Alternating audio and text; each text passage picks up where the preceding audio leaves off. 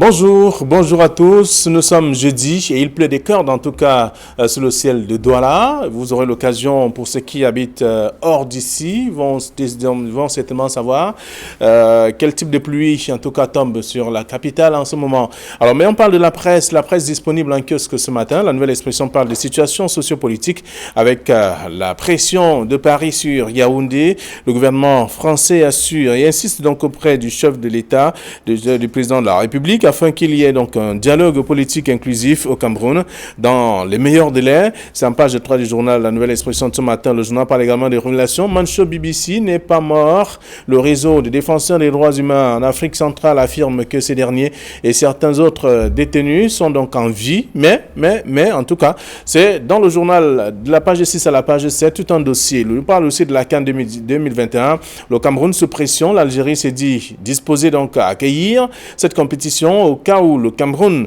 n'était pas prêt, comme la CAF le craint déjà. Et c'est en page 5 de ce journal, avec notamment la nécrologie dans la Nouvelle Expression, le MRC en deuil. Christophe Kamdem, secrétaire de la fédération régionale de ces partis dans la région de l'Ouest Cameroun, a rendu l'âme le 30 juillet 2019 à l'hôpital général de Yaoundé. Il était malade, selon bien sûr le journal disponible en kiosque ce matin. Et puis le journal Le Messager, pour sa part, parle donc de mafia foncière quand l'État brade les terres aux Chinois, selon le site John Hopkins, selon bien sûr ce site sur les terres acquises donc entre 1987 et 2016 en Afrique. Plus de 100 000 hectares ont été donc vendus aux entreprises chinoises. C'est ce que le journal propose en page 7 ce matin. Le journal parle également de la CAN 2019, Chan 2020 et Eto. Donc les confidences de Jean-Paul Akono à lire, entretien vérité donc avec le héros de Sydney 2000 dans le numéro de ce matin en page 10. Le journal parle aussi de la Fédération camerounaise de football et la Ligue de football professionnel. Donc le ciel est plein de nuages en ce moment. Guerre ouverte donc entre Mbombo Njoya et Semengue. Le président de la Ligue de football professionnel saisit donc les tribunaux en page 11 du journal Le Messager de ce matin. Le journal parle également de Yaoundé avec la grenade de la psychose, polémique autour d'une explosion au quartier Tinga. C'est bien entendu en page 4 de ce numéro. On va poursuivre avec le journal Info Matin qui est un kiosque qui s'intéresse à la Sonara. Bricole et négligence à l'origine donc de l'incendie. C'est une question. Selon des indiscrétions, la turbine défectueuse et notamment la recharge ou au point donc de départ du feu était déjà hors d'usage. C'est ce que propose le journal en page 3. Le journal parle également de l'assurance automobile. Motazé en guerre contre les fausses attestations. Donc le ministre des Finances va en guerre contre bien sûr ses usagers sur la délivrance de fausses attestations d'assurance automobile et sollicite notamment les autorités compétentes pour l'application même ferme des nouvelles dispositions. C'est ce que le journal propose également ce matin. Toujours dans la presse ce jeudi, on découvre également le quotidien Le Jour qui s'intéresse à la mutinerie Koundengui. 10 jours après, que se passe-t-il concrètement avec les familles et bien entendu les avocats de la grande majorité de 177 détenus exfiltrés après notamment les événements du lundi 22 juillet dernier sont donc toujours sans nouvelles jusqu'ici de ces derniers, donc à lire dans le journal. On parle également de l'explosion, ce qui s'est passé justement à Tinga dans le numéro, et également le patron du MRC à l'Ouest qui est mort, selon bien sûr le quotidien Le Jour de ce matin. Et puis le Financier d'Afrique parle notamment de la planification avec les attentes du secteur privé dans la phase 2 du DSCE, le document de stratégie pour la croissance et l'emploi. C'est ce que propose d'ailleurs le journal. Donc on se souvient qu'il y a eu une rencontre donc chefs d'entreprise et mouvements patronaux réunis donc autour du ministre du plan donc à Douala, souhaitant l'amélioration du climat des affaires dans notre pays. Tout cela dans le journal disponible en kiosque ce matin. D'autres informations aussi dans le journal. Mutation parle de Tinga, 30 juillet 19h30 exclusif. C'est ce que propose le journal, parlant notamment de ce qui s'est déroulé à Tinga. Révélation sur la nuit agitée dans ce quartier de la capitale politique. C'est en page 5 de ce numéro. Le journal s'intéresse aussi aux assureurs et aux médecins à couteau tiré désormais. C'est ce que le journal propose en page 8 ce matin. Donc c'est à lire et à faire lire aussi. Le promoteur général général, le taux de réussite donc en baisse. C'est ce que propose le numéro en page 7. Vous aurez l'occasion de parcourir également l'article. Donc, pour être parfait de l'actualité, Cameroun Tribune, pour sa part, s'intéresse à Yaoundé avec cette enquête sur le trafic de carburant. Selon le journal ce matin, on parle bien entendu de les circuits de vente donc illicites de gazoil et d'essence dans la capitale politique, dans les profils même de ses clients et de la clientèle, donc les risques en péril pour les usagers, les utilisateurs et leurs véhicules, avec des stratégies de lutte contre le fléau. Dossier à lire de la page 14 à la page 15 du journal disponible en kiosque ce matin, c'est Cameroun Tribune, et qui s'intéresse toujours au promoteur de l'enseignement général, donc 43,82% de réussite pour cette année. Ce sont là quelques révélations de l'Office du baccalauréat du Cameroun. C'est à lire dans le numéro disponible en kiosque ce matin, qui a également d'autres informations. Le Popoli parle donc de la crise anglophone. Popol, Malax, les anciens chefs d'État. Le journal satirique propose d'ailleurs des caricatures, en tout cas à la une ce matin, et parle aussi donc de 150 migrants qui échouent à Campo. Et en même temps, on peut découvrir autre chose, la torture comme mode d'interrogatoire dans notre pays. Autant d'informations à lire dans la presse parue à notre rédaction ce 4e jour de la semaine. Bonjour Guy Fonga. Bonjour, docteur Flavien. Bon, je devrais dire docteur Flavien, c'est une appellation contrôlée désormais, et heureux de vous retrouver à nouveau sur ce plateau, la revue des unes qualitatives qui paraissent au Cameroun. Et bonjour aux nombreux téléspectateurs qui prennent du plaisir à regarder ce programme qui sort des sentiers battus. Merci d'être avec nous ce jeudi. Bonjour à vous, Camille Nélé. Flavien Ballonongo, bonjour. Bonjour Guy Fongan, vous êtes beau avec votre chapeau. Bonjour aux millions de téléspectateurs d'Equinox Télévision qui sont très accros à notre émission. J'en ai pour preuve, hier j'étais à Yaoundé, c'est en pleine rue, qu'un enseignant a arrêté sa voiture au milieu de la circulation pour me dire bonjour et me dire tous les biens qu'il pensait de notre émission. Monsieur Moifournet, un enseignant, il me dit vraiment votre émission est formidable. Il n'a pas créé d'embouteillage? Il a créé un embouteillage justement, mais lui, le plus important pour lui était de dire à un représentant d'Equinox tout le bien qu'il pensait non seulement de cette chaîne, mais surtout de cette émission. Merci à tous ceux-là qui ont une pensée positive, en tout cas, pour ce programme. Avec vous, nous allons faire le tour. Ils auront également l'occasion de parcourir la presse ce matin, disponible en kiosque. Donc, avec la situation sociopolitique, la nouvelle expression qui parle donc de la pression de Paris sur Yaoundé. Oui, disons que c'est... À force d'entendre ça, on va finir par banaliser ce type d'injonction, parce que la vérité, après les États-Unis et les autres pays, c'est le tour de la France de rappeler ce que nous disons tous les jours, ce que la presse relaie tous les jours. Il est plus qu'urgent de s'asseoir pour mettre sur pied le fameux dialogue inclusif. Et ça fait longtemps que ça dure. On appelait ça de tous nos voeux. Quand on observe de manière froide ce qui se passe, des fois on a l'impression que le gouvernement ne veut pas. Alors on ne fait vraiment pas l'effort nécessaire pour que ce dialogue inclusif ait lieu. On a du mal à expliquer rationnellement, par exemple, aux gens pourquoi est-ce que la fameuse All Conference anglophone de Kasna-Toumi n'arrive pas à se tenir, parce que le gouvernement s'y oppose. On n'a pas épuisé toutes les voies de recours, mais on rejette une disposition comme celle-là. Donc, c'est plus qu'urgent de s'asseoir et de se parler. Donc, la France ne fait que rappeler ce que nous disons tous les jours. Peut-être que comme c'est un son de cloche qui vient d'ailleurs, qui vient de l'Élysée, peut-être qu'il sera plus audible et que le gouvernement sera plus sensible et plus attentif à ce qui est dit. Mais ce qui est dit, en principe, c'est ce que nous disons tous les jours, et c'est ce qui devrait être fait. Et ça devrait davantage amener le gouvernement à réagir de manière urgente en temps et en heure, pour des fois taire la rumeur. Quand on a entendu ces jours-ci parfois des décès de certains prévenus de la crise anglophone du côté de Kondengui, alors qu'on sait que c'est des circonstances aggravantes qui peuvent embraser la situation et plomber le dialogue inclusif.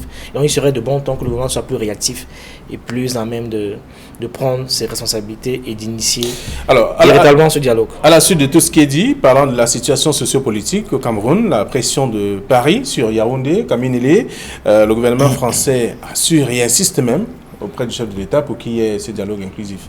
Disons que ce sont des membres du gouvernement français, et les gens ont certainement noté que M. Gilles Thibault, l'ambassadeur du Cameroun qui est parti, a fait plusieurs tours au palais d'Itoudi, plusieurs tours, parce qu'il était peut-être question de dire au revoir au président de la République une fois, de recevoir sa petite médaille, mais on constatera qu'après avoir reçu cette médaille, il a fait 1, 2, 3 tours au palais d'Itoudi. Et pas moins de 2 heures en tout cas. Et pas moins de 2 heures. Moi, cela veut dire que la France est préoccupée, disons, au premier plan de ce qui se passe au Cameroun, de cette ambiance, de ce climat délétère qui ne fait que durer. Et la France, nous osons croire, nous le savons, la France est tout de même un partenaire de bonne foi, de longue date et de bonne foi du Cameroun, qui verrait d'un mauvais œil que le pays s'embrase complètement.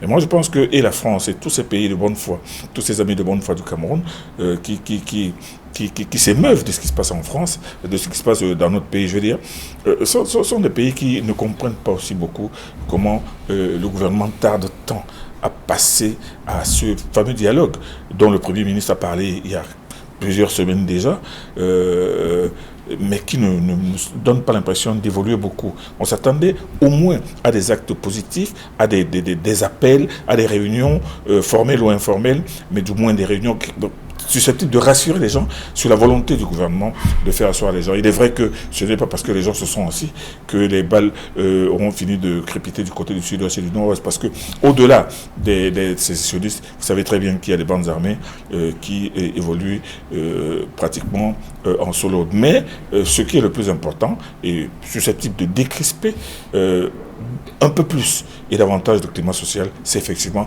cet appel, ce vœu de tous les Camerounais que les gens puissent s'asseoir et se parler. Moi, je pense que l'attitude pas très empressée des Yaoundé à faire asseoir les gens, forcément, pousse toujours les amis du Cameroun, surtout ceux de bonne foi, à se demander pourquoi ça tarde de temps et pourquoi ça ne commence pas. Non, peut-être une phrase pour rapidement indiquer que la France a de gros intérêts ici. Donc il est de bon ton pour la France de s'impliquer davantage pour que ce dialogue inclusif ait lieu, que les gens s'asseyent et se parlent.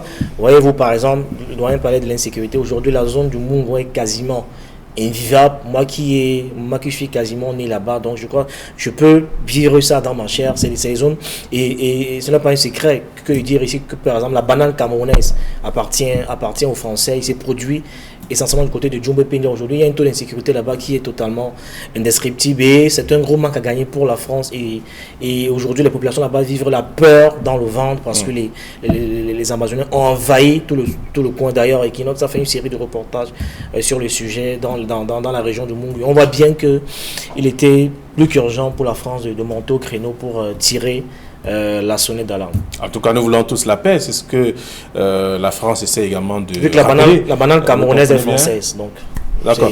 Alors, la banane camerounaise est française, mais elle est d'abord camerounaise. Est-ce que c'est la faute c'est la faute à la France et les Camerounais eux-mêmes sont incapables de gérer leur propre banane et de mener à terme cette filiale? Pourquoi est-ce que depuis les indépendances, les Camerounais n'ont pas pris en charge le secteur de la banane à leur propre compte? Bon, moi je pense que on aura beau dire que la France a des intérêts dans ce secteur, mais qui leur a donné la possibilité d'avoir ces intérêts, c'est bien le Cameroun et les Camerounais. Alors, la nouvelle expression a proposé un article dessus parlant de la crise anglophone avec la banane camerounaise et sinistrée. Donc, l'escalade des violences dans les régions anglophones a donc aujourd'hui asséné ou alors violent coup à ce produit. Aujourd'hui, on n'arrive plus à avoir une exploitation fiable. En tout cas, là-bas, il ne fait pas bon vivre en ce moment. Encore que l'exploitation, on devrait aussi être capable de les interpeller ici pour dire que c'est quand même regrettable qu'en 2018, vous avez des familles qui travaillent là-bas depuis 3 générations qui n'ont jamais touché plus de 15 000 francs. J'estime quand même que quelquefois c'est totalement inacceptable qu'on puisse chosifier et qu'on puisse encore vivre l'esclavage en plein 21e siècle. C'est quand même grossier. C'est valable aussi bien dans le Mungo que dans le sud-ouest. C'est quand même avec les plantations de la Les gens travaillent depuis 3 générations, n'ont jamais touché plus de 15 000 francs. C'est quand même c'est incroyable. Vous ne les ingérez pas en tout cas. Pas les bananeraies que je connais, puisque j'ai grandi, je suis là-bas. Vous voyez, 15 000, ça représente. Moins de 15 000 sur 3 générations. En tout cas, on laisse le soin au lecteur d'aller dire ce que la nouvelle expression propose, parlant de la situation sociopolitique avec la pression de Paris sur Yaoundé. C'est en page 3 du journal. Et donc, on parle aussi de la grenade. Le messager parle de la grenade et de la psychose polémique, donc autour d'une explosion au quartier Tinga. C'est dans le journal en page 4. Et également le quotidien Le Jour qui parle de ce qui s'est passé à Tinga. Plusieurs tabloïds sont revenus également sur ce fait ce matin. Oui, je pense qu'il faut que la presse fasse attention dans le récit médiatique, parce qu'une explosion n'est pas forcément une grenade, c'est pas forcément une bombe. Il faut qu'il y ait qu'on fasse parler les experts. J'ai très peu vu parler d'experts dans les différents comptes rendus, ce qui, du point de vue de la pratique méthodologique journalistique, moi, me pose un problème. Il y a beaucoup, je pense que les réseaux sociaux font beaucoup de mal à la presse camerounaise, où les gens, à la moindre explosion, parlent de grenades et de bombes, alors que je suis sûr qu'il y a des gens qui n'ont jamais entendu une explosion de grenade ou comme une explosion de bombe, mais pour peu qu'on ait entendu quelque chose qui explose, eh bien les gens sont devenus experts en description de grenades, alors qu'ils n'ont jamais entendu une explosion de grenade en dehors des films à la télé. Donc je pense qu'il faut que la presse fasse attention. La presse ne doit pas, à mon avis, entretenir la psychose et la phobie, mais devrait laisser parler, parce qu'il y a, je veux dire, que les experts qui ont autorité pour parler de ce genre de choses, on sait où ils sont et on les connaît. Toujours ce qu'il y a eu explosion à Yaoundé, c'est vrai, à Tinga, c'est pas, il y a une explosion effectivement, mais de là à qualifier l'explosion aussi rapidement, c'est ça moi qui m'a posé un problème dans le récit des faits. Tout porte à croire qu'une explosion telle qu'on l'a souvent vu, même dans les films, si ça n'était vraiment une grenade, les dégâts seraient plus considérable. Donc j'interprète seulement la mesure de la vraisemblance quand on relate les faits dans un environnement tel que le nôtre, où on essaie de faire feu de tout bois. Alors, Camille Nelé, vous qui êtes l'un des experts des situations du genre, on va dire que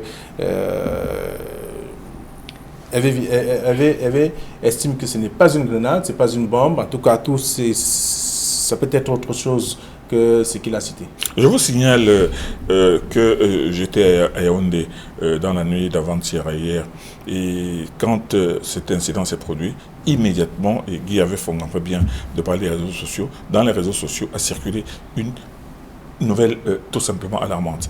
Une bombe artisanale explose à Tinga. On a immédiatement parlé de bombe artisanale. Vous imaginez la psychose des gens, et les Camerounais s'y prend y croire, c'est tout le monde qui s'est accroché, et bien entendu, les commentaires ont commencé à fuser. Mais l'information a été que ce n'était pas une bombe artisanale, c'était une explosion, en fait, qui avait été causée par un court-circuit sur un de ces appareils de shawarma qui pullule un peu partout à Douala comme à Yaoundé. Bon, mais il est aussi vrai que l'autre information, parlant d'une grenade trouvée un peu plus loin, mais qui était goupillée, c'est-à-dire que qui n'était pas dégoupillée, qui était dans un état normal, a été trouvée. Qui a perdu cette grenade? A-t-elle été volée?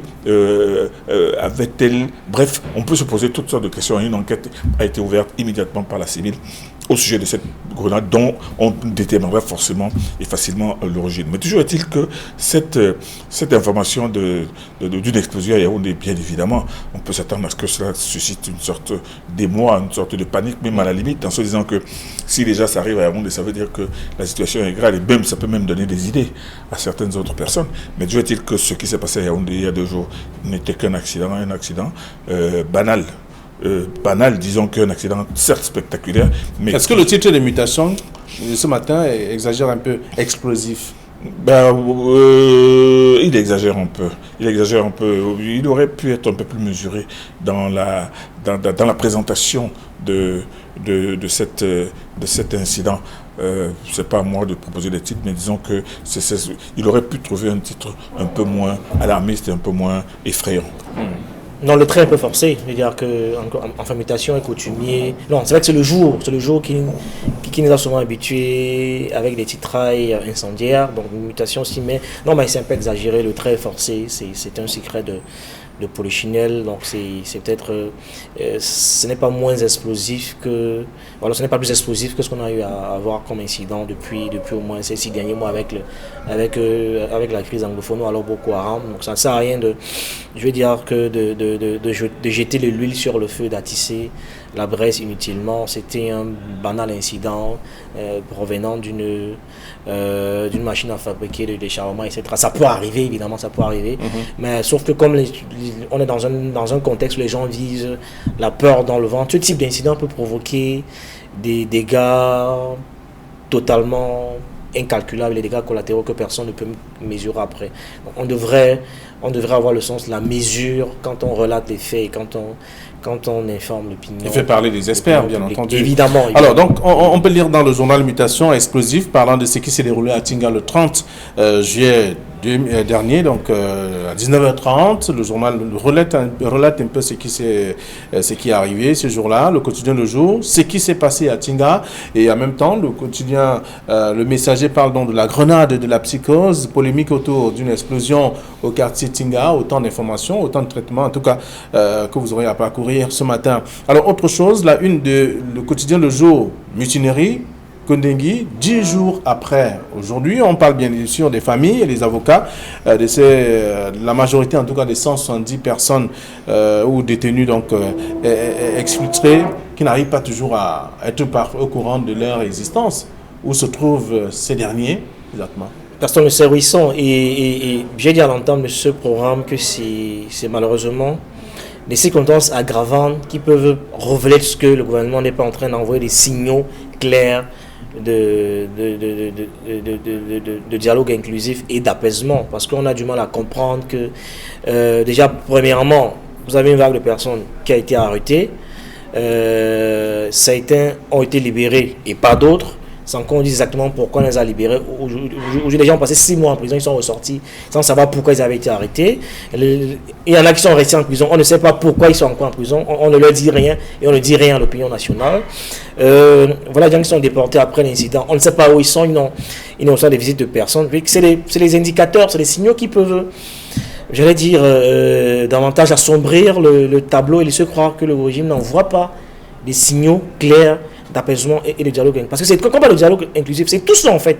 C'est tout ce dispositif, c'est tout cet arsenal qui permet d'apprécier clairement le souci, la volonté du gouvernement de vouloir inviter les gens à s'asseoir et parler. Parce que quand les gens sont incarcérés comme ça depuis plusieurs mois, 3 ans pour certains, eh bien ça peut plomber. Et d'ailleurs, je suis de ceux qui pensent que la cause réelle de l'incident du passé en Kondengui, c'est effectivement celle-là. Que les gens passent 3 ans prévenus en attendant le jugement, eh bien ça peut générer un certain nombre de frustrations qui les amène à se rebeller. Et je l'ai très souvent dit ici, que l'accumulation de frustrations, le carburant de la révolte, il n'est pas normal que les gens passent 3 ans en prison sans savoir pourquoi ils sont là. Ils ne sont ni jugés ni condamnés. Eh bien, à un moment donné, ils se posent des questions et ils se rebellent. Ouais. Donc, c'est toutes ces bureaucraties lourdes et tatillonnes et à l'origine de ce qu'on a vécu aujourd'hui, ce qu'on vit en ce moment. Ce n'est pas de nature et tout ça est à mettre dans le même panier, dans le même tableau. Ça participe du dialogue inclusif et des signaux clairs que le gouvernement devrait pouvoir envoyer à l'opinion nationale et internationale. Oui, et Camille, à travers le titre du quotidien Le Jour, le journal fait savoir que nous restons toujours dans l'incertitude au lendemain de ce qui est arrivé. Donc 10 jours après, des familles n'arrivent pas à retrouver leurs personnes donc gardées en prison et qui ont même été exfiltrées ce jour-là. Kondengui, 10 jours après, c'est un très beau film, un très beau titre qui devait logiquement satisfaire la soif de tous ceux qui veulent savoir 10 jours après où en est-on à Kondengui. Le plus important, ce n'est pas de parler des prisonniers exfiltrés, c'est pas seulement ces prisonniers exfiltrés, ces prisonniers qui sont sortis de Kondengui pour aller subir un interrogatoire ailleurs, et d'ailleurs on sait très bien où ça se passe au secrétaire d'État à la Défense. C'est pour comprendre qu'est-ce qui s'est passé, quels étaient les meneurs, quels étaient les buts des meneurs, est-ce qu'il y avait des gens, bref, on veut savoir comment on en est arrivé là et pourquoi on en est arrivé là. Moi, je pense que ça, c'est l'une des facettes. Mais Kondengui 10 jours après, moi, j'aurais souhaité, si j'étais sur le terrain, je serais allé me demander ce que sont devenus ces bureaux de la prison qui ont été brûlés. Quelles sont les dispositions qui sont prises? Aller demander ces personnes qui ont été molestées, ces autres détenus qui ont été molestés, quel est leur état? Parce qu'on parle de ceux qu'on a expliqués. On ne parle pas des autres, des prisonniers qui n'avaient rien à voir avec la mutinerie, qui ont été blessés. ça aurait été intéressant de savoir qu'est-ce qu'on a arraché à ces autres prisonniers. Moi, je pense. Donc, moi, le plus important, c'est pas les prisonniers exfiltrés, mais c'est Konengi, toute la prison, et maintenant savoir si le calme est vraiment revenu, s'il n'y a pas d'autres germes d'une éventuelle autre mutinerie. Parce que ce n'est pas le fait que cette mutinerie ait été, disons, maîtrisée, et que d'ailleurs tout le quartier Konengi aujourd'hui est hyper militarisé parce qu'on ne sait plus jamais, parce que vous n'imaginez pas ce que c'est qu'une prison où il y a 5-6 000 personnes, si 5-6 000 personnes sortent à la fois, se mettent à la fois, même tout un bataillon de l'armée sera vraiment incapable de les maîtriser facilement sans qu'il y ait des dégâts lourds. Donc Konengi 10 jours après, c'est intéressant de savoir où est-ce qu'on en est à l'intérieur de Konengi, mais surtout de savoir quelles sont les mesures qui ont été prises par les autorités judiciaires.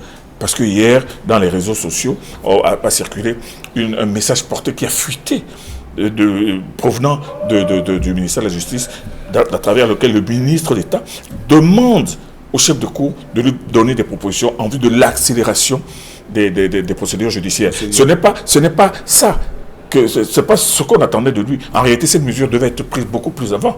On savait très bien que les procédures judiciaires tardaient et que effectivement c'était une source éventuelle de conflit un jour ou l'autre. Mais qu'on le demande aujourd'hui, que le ministre d'État demande aujourd'hui qu'on lui fasse des propositions, à quoi servent tous les conseillers techniques qui sont là-bas au ministère de la Justice? À quoi servent tous les conseillers techniques qui sont à la présidence de la République? Pour savoir que les prisons au Cameroun sont une bombe depuis plus de 25 ans.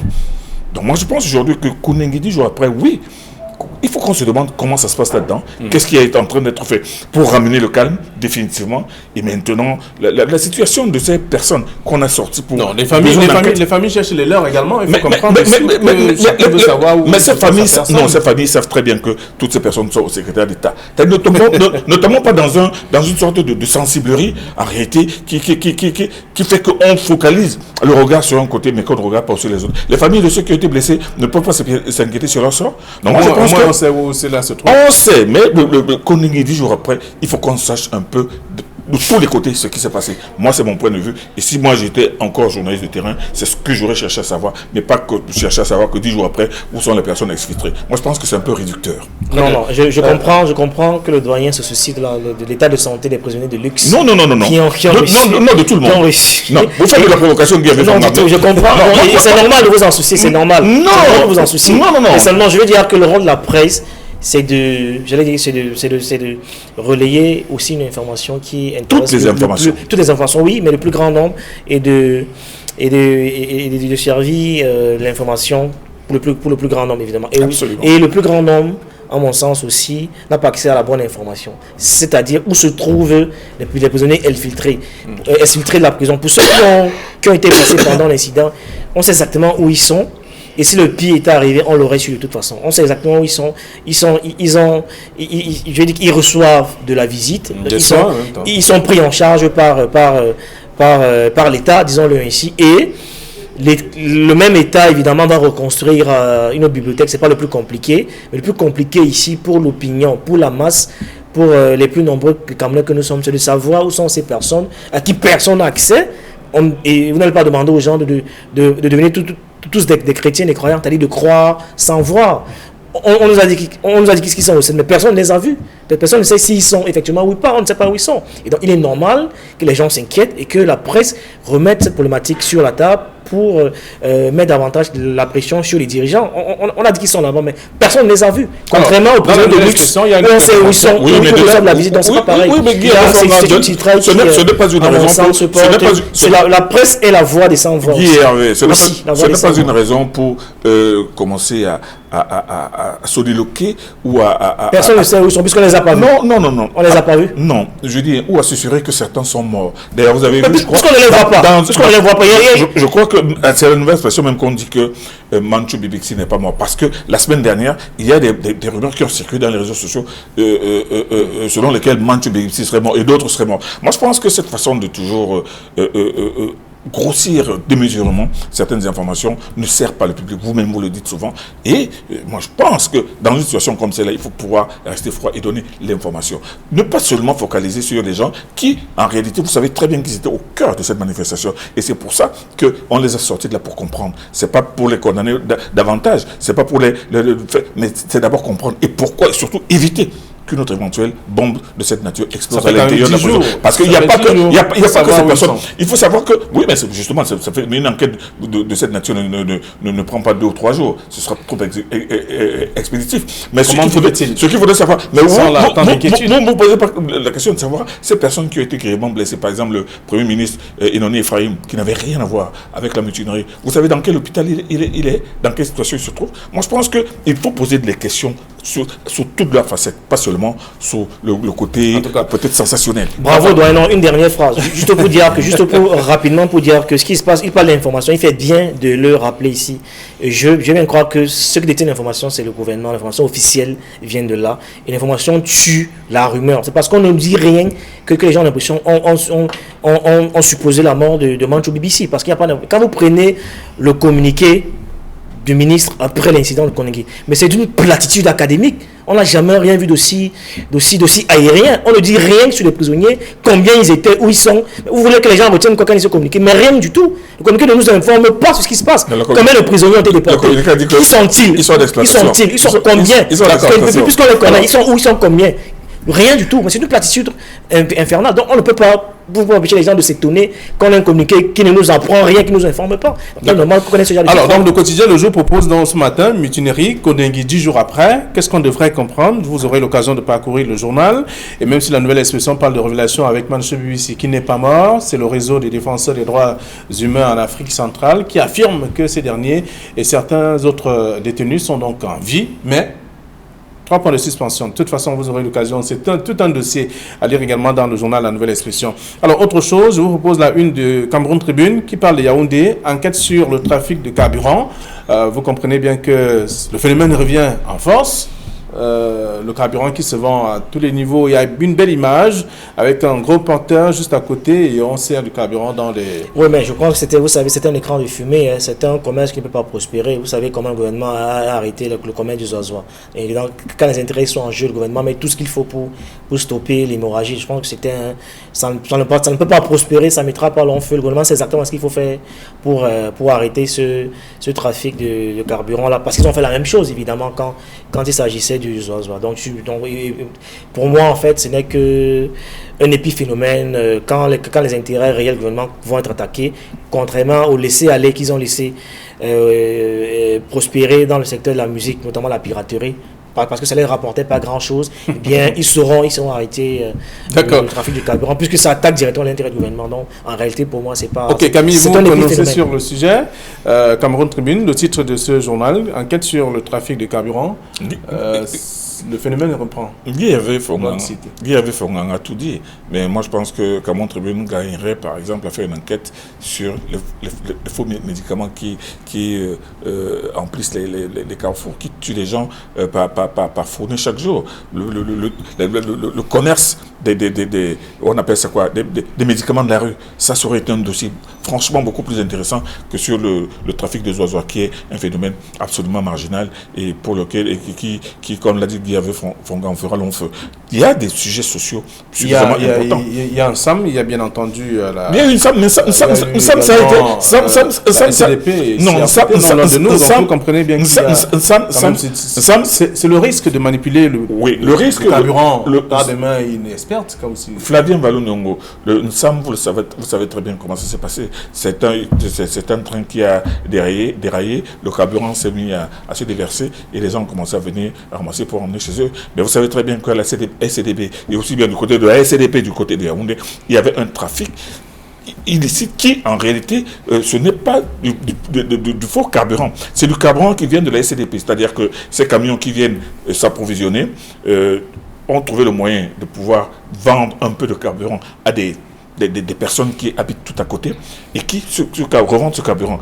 Ce trafic a duré du côté de Bessenga Douala ici pendant plus de dizaines d'années, a permis à des fonds tireurs de se construire des maisons et d'acheter des véhicules et tout cela, qui étaient là, qui attendaient seulement que les camions citernes viennent charger le carburant pour prendre une petite partie et maintenant le revendre à leur propre compte. C'est la même chose qui est certainement en train de continuer parce que entre Yaoundé et le Nigeria, le chemin est quand même assez long pour qu'on puisse dire que c'est du carburant frelaté venant de l'extérieur. C'est du carburant qui vient des soutes de la SCDP, qui est vendu comme ça par les gens qui viennent le chercher chez les chauffeurs. En tout cas, les lecteurs vont dire ce que le quotidien Cameroun Tribune a proposé ce matin comme enquête sur le trafic de carburant du côté de Yaoundé. Et vous aurez également l'occasion de lire ce que le messager propose parlant de cette mafia foncière quand l'État brade les terres aux Chinois. Donc tout cela dans la presse. Nous sommes arrivés au terme de cette édition.